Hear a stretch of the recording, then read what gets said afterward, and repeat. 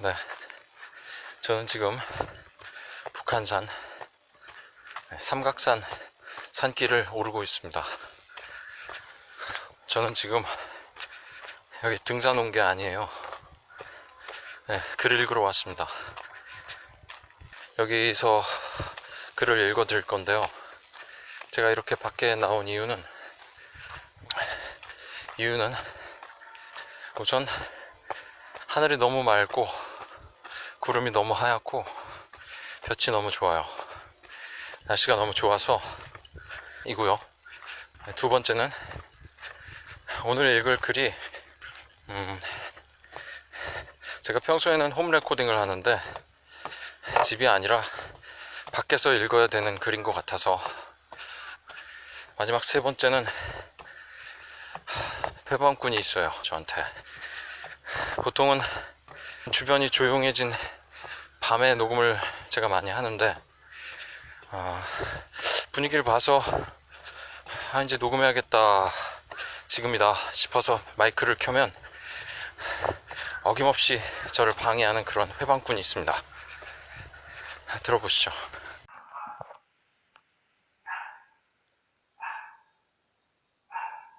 네, 이 친구는 굉장히 명민한 친구예요.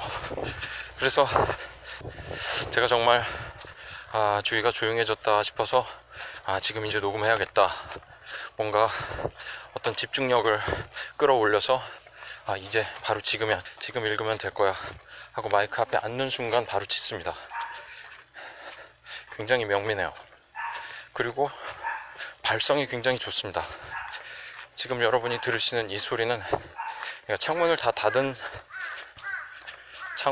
닫은 상태에서 녹음한 거예요. 굉장히 발성이 좋은 친구라서 만만치가 않습니다. 네, 여튼 그런 이유로 저는 지금 예전에 제가 가본 적이 있는 이 숲속 외딴 바위를 찾아가고 있습니다. 잠시 후에 거기서 뵙겠습니다. 뿅. 네, 저는 지금 그 바위 위에 앉아 있습니다. 네, 지금 휴대폰 배터리도 얼마 남지 않고 제가 생각이 짧았어요. 충전기를 챙겨 갖고 나왔어야 됐는데 깜빡했습니다. 그리고 지금 조금 있으면 해가 더 기울어지면 아무래도 좀 추워지고 어두워질 것 같아서 서둘러서 글을 읽어야 될 것 같습니다. 오늘 읽어드릴 글은 제가 정말 좋아하는 글이에요. 그래서 잘 읽고 싶습니다. 근데 이렇게 잘 읽고 싶다는 마음이 들면 오히려 더 잘 못 읽게 되더라고요. 그래서 더 밖에 나와서 읽고 싶었던 것 같습니다. 네, 읽어보도록 하겠습니다. 제목은 운동화를 신고 이발소로 가자. 출판사 문학사상에서 출간한 무라카미 하루키의 이윽고 슬픈 외국어 중에서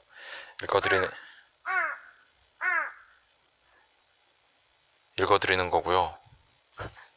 네, 여기도 정말 만만치 않은 회방꾼이 있는 것 같은데 한번 같이 잘 읽어보도록 하겠습니다. 지금 바로 제 머리 위에 나뭇가지에 앉아 있는데, 너도 내가 읽어주는 거 잘 들어. 그래, 같이 하자. 자, 운동화를 신고 이발소로 가자. 이제 나는 도저히 사내아이라고 불릴 만한 나이는 아니지만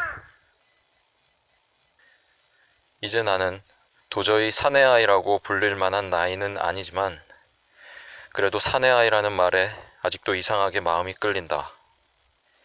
그 말의 울림이나 거기에 담긴 느낌 같은 것이 참 좋다. 세상에는 야, 저 녀석은 진짜 사나이야. 야, 저 녀석은 진짜 사나이야 라는 말을 듣는 사람도 있지만 나는 역시 사나이라는 이미지보다는 사내아이라는 이미지 쪽이 여전히 나 자신에게 더 가까운 듯한 기분이 들 때가 있다.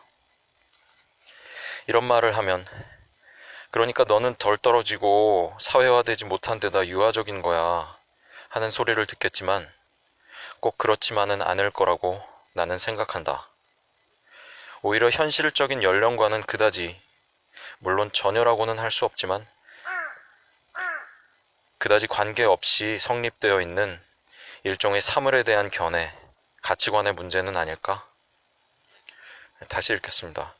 오히려 현실적인 연령과는 그다지 관계없이 성립되어 있는 일종의 사물에 대한 견해, 가치관의 문제는 아닐까? 사회적으로 충분히 성숙되어 있으면서 그와 동시에 어떤 부분에서는 사내아이로 계속 머물러 있는 사람이 분명히 있을 것이다. 그럼 사내아이란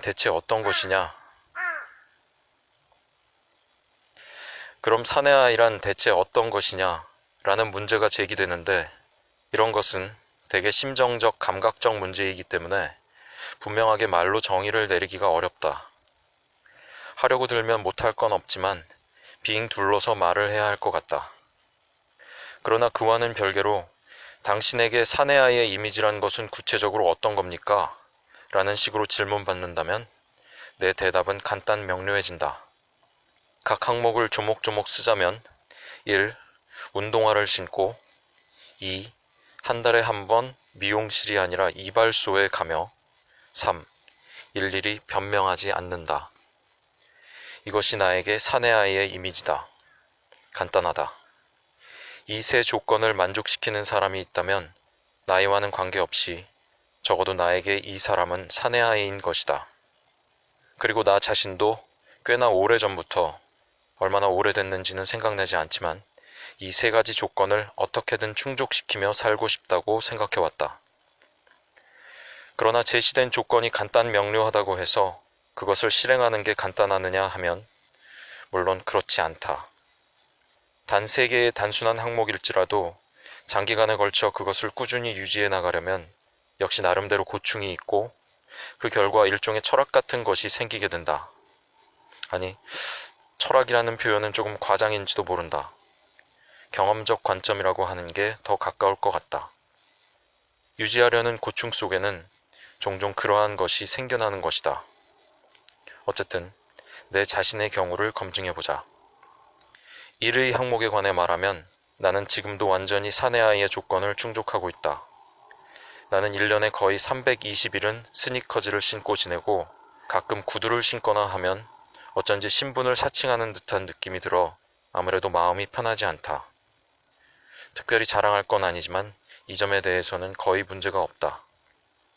그러나 3회 일일이 변명하지 않는다는 항목을 실행하는 건 정말 어렵다. 굳이 변명할 작정을 하지 않았더라도 무심결에 아니 사실 그거는 하고 변명투로 말하고 있는 자신을 문득 깨닫고 씁쓸해한 적이 살면서 종종 있다. 혼자서 제멋대로 살 수 있는 젊은 시절은 제쳐놓고 어른이 되어 깊고 폭넓게 사회와 관계를 맺고 어느 사이엔가 복잡한 인간관계 속에 말려들게 되면 변명과 해명 없이 살아가기가 거의 불가능해진다. 그런 단계마다 해야 할 변명을 하지 않으면 현실적인 손해를 입기도 하고 오해 끝에 깊은 상처를 받는 일도 있다. 다른 사람에게 폐해를 끼치거나 본의 아니게 소중한 친구를 잃게 되는 일도 있다. 평범한 세계에서도 이렇게 힘이 드는데 그것이 내가 속해 있는 문학관계 사회가 되면 이야기는 한층 더 복잡해진다. 이곳에서는 여러 가지 의견이 속속 활자화되어 광범위하게 퍼지기 때문이다. 따라서 당연히 그에 대한 변명, 해명도 결과적으로 광범위해질 수밖에 없다. 그런데 일단 이런 변명 사이클에 들어가 버리면 그야말로 하나에서 10가지 일일이 변명을 해야 한다. 어디까지가 정말 필요한 변명이고 어디까지가 정말 필요 없는 변명인가 하는 경계선을 점점 알 수 없게 되기 때문이다. 그래서 나는 소설가가 된 거의 초창기부터 글을 이용해서 개인적인 변명을 하는 일만큼은 하지 말아야겠다고 결심했다. 나는 그다지 강인한 사람이 아니니까 일상생활 속에서 어쩌면 무심코 변명 같은 걸 할지도 모른다. 하지만 그것 때문에 글을 이용하는 짓만은 하지 않으려고 한다.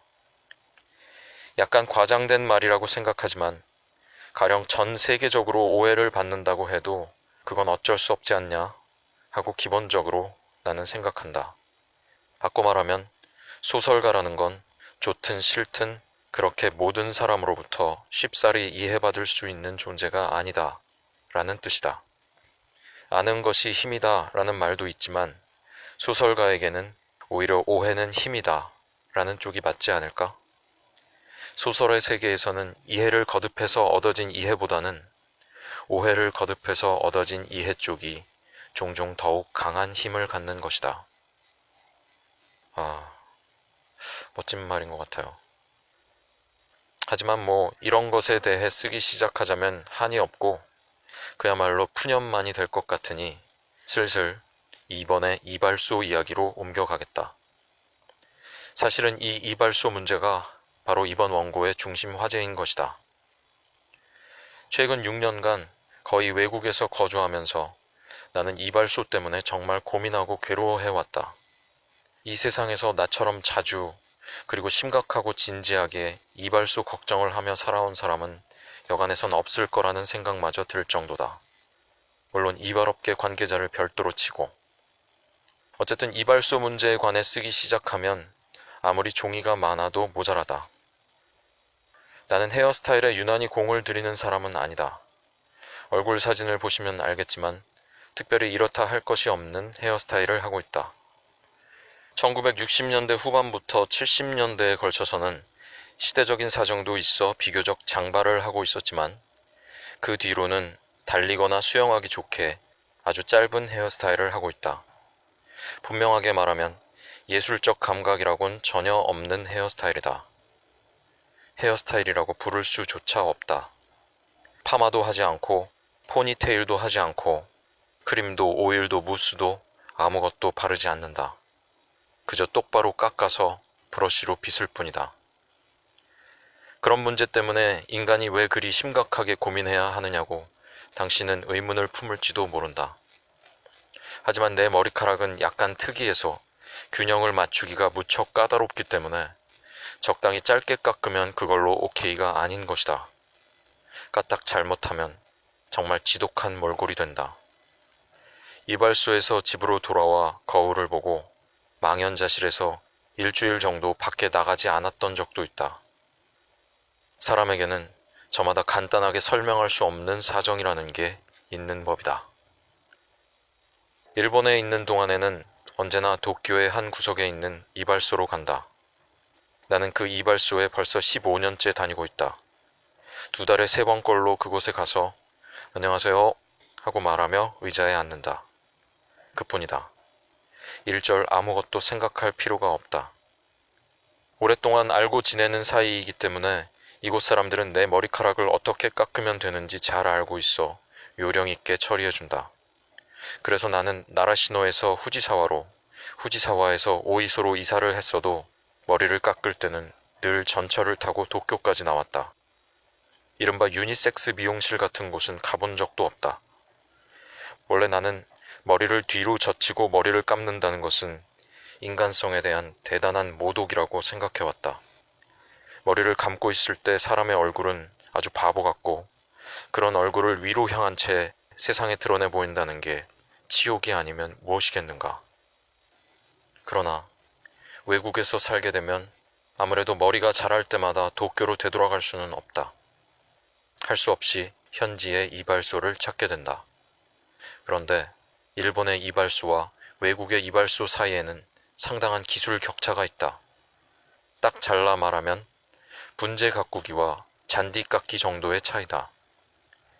미국 이발소의 중심 명제는 그저 단순히 자라난 머리카락을 짧게 깎는 것이지 결코 머리카락을 다듬는 게 아닌 것이다. 따라서 아무튼 소요 시간은 압도적으로 짧다. 의자에 앉으면 가위로 싹둑싹둑 머리카락을 자르고 이발기로 목덜미 부분을 윙윙 다듬으면 그걸로 끝이다. 10분에서 15분이면 끝나버린다. 머리조차 감겨주지 않는 곳이 많다.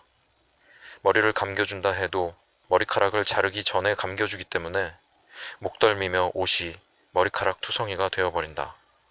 감성이란 건 눈꽃만큼도 없다. 물론 대개의 경우 끔찍한 결과가 초래된다. 한 번은 런던의 스위스 카티지라는 지하철역 근처에 있는 이발소에 들어간 적이 있다. 의자에 앉자 젊은 남자 이발사가 와서 당신은 일본인이냐? 이 가게에 온 게 처음이냐고 묻는다. 그렇다고 대답하자 그러면 누군가 아는 사람의 소개로 여기에 왔느냐고 묻는다. No 라고 나는 대답한다. 그럼 당신은 정말 운이 좋은 사람이군요. 하고 그는 내 어깨를 툭툭 치며 말한다. 왜냐면 말이죠. 일본인의 머리카락은 서양인의 머리카락과는 결이 다르거든요. 머리 생김새도 다르고 얼굴 생김새도 다르죠. 그러니까 일본인에게는 일본인에게 맞는 헤어컷이라는 게 있는 거죠. 그렇지 않습니까? 그건 그렇죠. 확실히 그건 그래요. 하고 나는 대답한다. 그런데도 영국인이 하는 이발소에서는 그런 까다로운 부분은 고려하지 않고 또 실제로 일본인에게 어울리는 헤어컷을 할 수 있는 사람도 없죠. 그건 알고 계시죠? 잘 압니다. 녀석들은 머리라는 걸 쓰지 않는답니다. 경험에서 배우려고 하지 않죠. 하지만 말이죠. 나는 그걸 할 수 있습니다. 나는 오랫동안 이곳에서 이발소를 해왔습니다. 이 근방에는 일본인이 많이 살고 있고 그래서 지금까지 정말 많은 일본인의 머리를 깎아왔죠. 어떤 식으로 일본인의 머리를 깎으면 되는지 잘 알고 있습니다. 그래서 오늘 우리 가게로 머리를 깎으러 온 당신을 운이 좋은 사람이라고 한 겁니다. 아, 그렇군요. 하고 나는 말한다. 만약 그렇다면 나는 실제로 운이 좋은 사람임에 틀림없다. 내가 런던에서 도저히 이발소에 가지 않으면 안 되는 상황에 쫓겨 할 수 없이 눈을 질끈 감고 이 근처의 아무 이발소에나 뛰어들어온 것이기 때문이다. 하지만 결론부터 말하면 이 이발소는 정말 끔찍했다. 컷은 서툴고 가위는 잘 들지 않았으며 셔츠는 머리카락 투성이에 완성된 헤어스타일은 엉망진창이었다. 거울을 보니 도저히 내 얼굴처럼 보이지 않았다. 원래 그렇게 칭찬받았던 얼굴은 아니지만 그렇게까지 심하게 할 건 없지 않나 싶었다. 이런 얼굴을 한 녀석과 어떤 사정으로 마주 앉아 밥을 먹게 되었다고 하면 분명 뭘 먹어도 밥맛이 없을 것 같은 그런 얼굴이었다. 그리고 그게 진짜 내 얼굴인 것이다. 이발사 본인은 어떻습니까? 행운이었죠? 하고 대단히 만족해 했고 이야기의 흐름상 팁도 보통 이상으로 많이 주지 않을 도리가 없었지만 나는 한동안 밖에 나가고 싶지 않았다. 수염을 깎을 때도 되도록 내 얼굴을 보지 않으려 했다. 덕분에 방 안에 틀어박혀 줄곧 일을 할 수 있어서 그건 뭐 잘된 일이긴 했지만 어쨌거나 런던 체류 중에는 머리가 길어져도 절대 스위스 카티지역 근처의 이발소만큼은 가지 않는 게 좋을 거라고 생각한다. 그리스에서 살고 있을 때에는 이따금 아테네에 있는 미용실에 갔다. 나는 줄곧 섬에서 살았기 때문에 머리를 깎으러 항상 아테네까지 갈 수는 없는 일이라 무슨 볼 일이 있어 아테네에 갈 때마다 이곳에 들르는 게 한동안 습관이 되었다. 이곳은 내가 태어나서 처음으로 들어간 유니섹스 미용실이었다. 그리스의 이발소에 질려버린 나로서는 이제 지푸라기라도 잡는 듯한 절박한 마음으로 여기에 들어간 것이다. 더 이상 사내 아이가 아니라도 좋아. 제대로 된 사람에게서 제대로 머리를 깎고 싶다 하고 생각해서. 이 미용실은 아테네의 최고급 주택가 안에 있었고 깔끔하고 밝은 유리로 둘러쳐져 있고 분위기도 제법 여피적이다. 물론 요금은 싸지 않다. 하지만 역시 기술은 좋아서 완성된 모습이 나쁘지 않았기 때문에 아테네에 올 때마다 이곳에 들르게 되었다. 종종 머리맡에 슬픈 표정을 한 이발사 아저씨가 서서 어째서 당신은 우리를 버리고 미용실 같은 곳에 다니게 되었소? 하고 힐책하는 꿈을 꿨다. 라는 건 거짓말이지만 그래도 이발소에 다니지 않게 되어 꽤나 꺼림칙한 기분이 들었던 건 사실이다. 딱히 이발소에 의리라든가 빚진 돈이 있는 건 아니었지만, 그런데 이 미용실에는 약간 기묘한 문제점이 있었다. 머리를 감겨준 뒤에 양손에 하나씩 면봉을 건네주는 것이다. 얼굴을 위로 향하게 하고 머리를 감겨주고 나서 타월로 쓱쓱 닦은 뒤에 머리 감겨주는 아가씨가 나에게 아무 말도 없이 그 면봉 2개를 건네주고는 그대로 어디론가 가버리는 것이다. 이걸로 스스로 귀청소를 하세요 라는 건지는 모르겠지만, 그럴 틈도 없이 미용사가 다가와 가위를 들고 다음 작업을 시작한다. 그러니까 나는 그 면봉 2개를 양손에 꼭 쥔 채 그 자리에 꼼짝 않고 끝까지 앉아 있어야만 하는 처지가 된다. 이건 보기에도 바보스러울 뿐더러 거북스럽기 짝이 없다. 무슨 작정으로 이런 짓을 하는 건지 나로서는 잘 알 수 없었고 지금도 이해할 수 없다. 당신처럼 귓속이 더러운 인간의 귀 청소는 해줄 수 없어. 다음부터는 확실히 청소하고 와. 라는 혐오스럽다는 의미인지도 모르겠다. 그렇게 귓속이 더러웠다고는 생각하지 않지만, 그런 걸 하나하나 생각하자 점점 더 신경이 쓰이게 되어 이윽고 그 가게에도 가지 않게 되어버렸다. 대단한 일은 아니지만 면봉을 건네받을 때마다 가슴이 철렁하는 건 역시 심장에 좋지 않다. 미국에 와서 얼마 동안은 집 근처 이발소를 시험 삼아 갔다.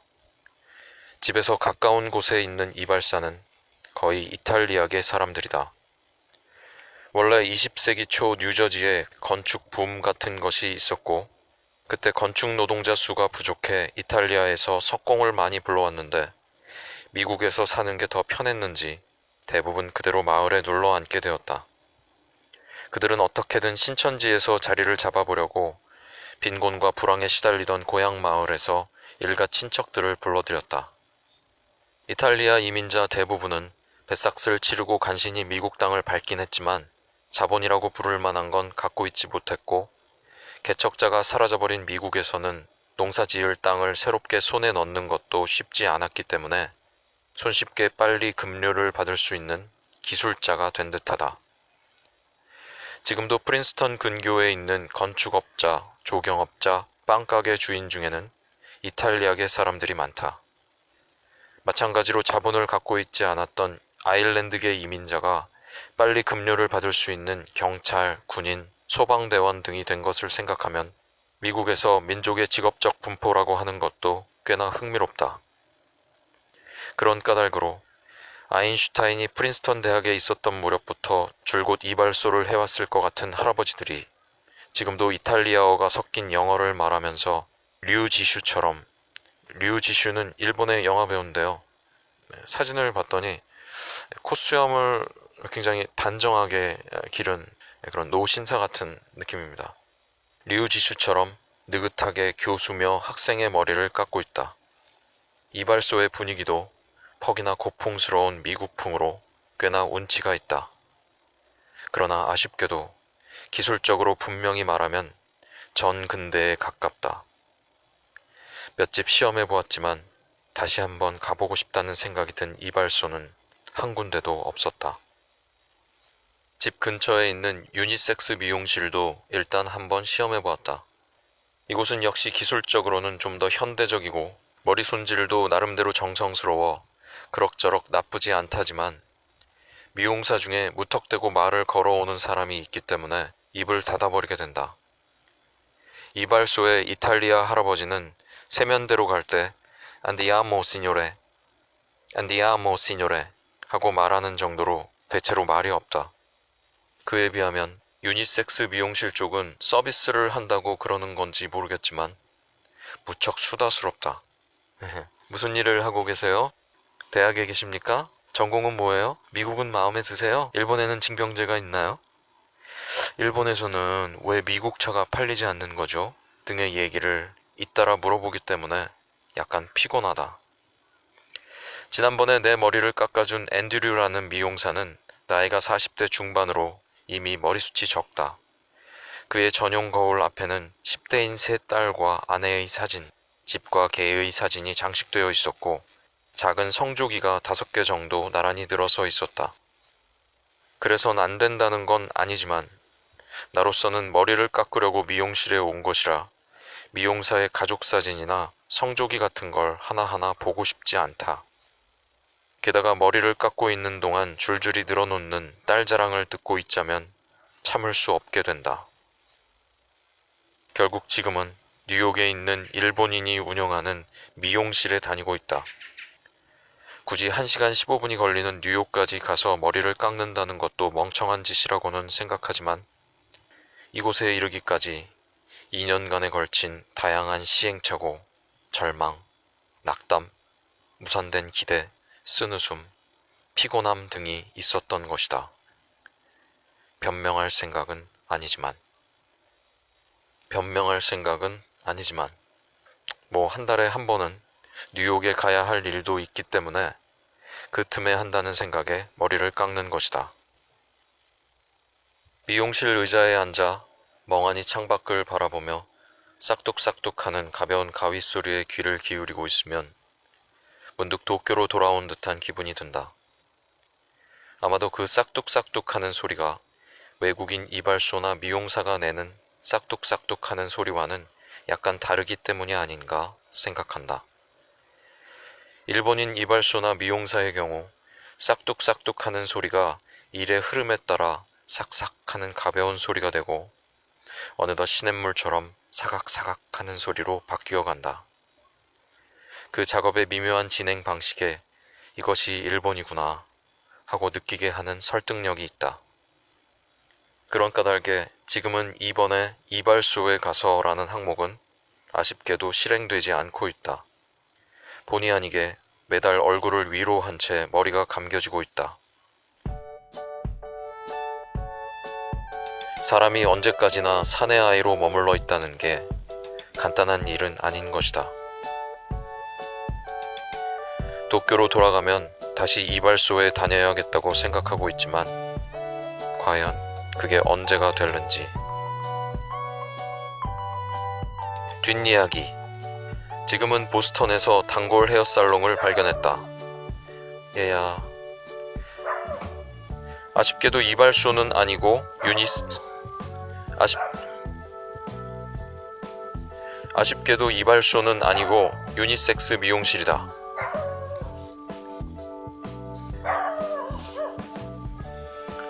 여기도 개가 있네요. 네, 여기까지고요. 아, 산속이라 확실히 해가 빨리 지네요. 네, 추위와 싸워가며 읽었습니다. 그리고 여기도 개가 있네요. 까마귀는 아까 날아가고 지금 화면을 보시면 네, 멋진 미소년들의 사진이 나가고 있죠. 제 주변의 지인들한테 본인의 사내아이 시절의 사진들을 보내줄 수 있으면 좀 몇 장 달라고 그렇게 부탁을 했습니다. 네, 이 소년들의 헤어스타일을 좀 관심 있게 봐주시면 재밌을 것 같아요. 그리고 우리 팟빵 청취자 여러분들은 네, 제가 좀 멋쩍어서 이제야 인사드리네요. 네, 팟빵 청취자 여러분들은 만약 잠자리에 계시다면 제 눈을 감으시고 나는 과연 이발소에서 혹은 미용실에서 살아오면서 어떤 일들이 있었나 추억 여행을 떠나보시면 좋을 것 같습니다. 그러면 숙면하세요.